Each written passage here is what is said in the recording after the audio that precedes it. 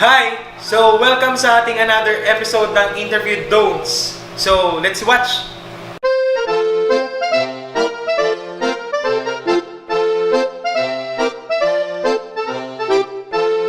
Okay, good afternoon.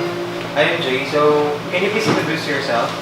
I'm Mary Joy Socorro de Vera. I'm 23 years old.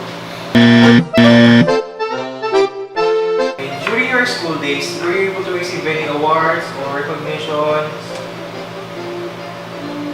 Yes. Okay. How about dun sa working experience mo? Yung pinaka-recent.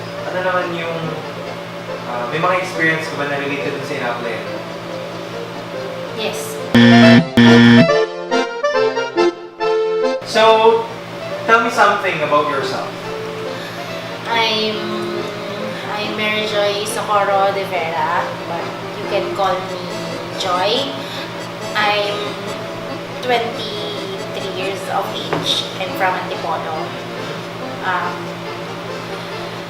I'm a graduate of Bachelor of Science in Nursing in Virgen Lagos University Foundation.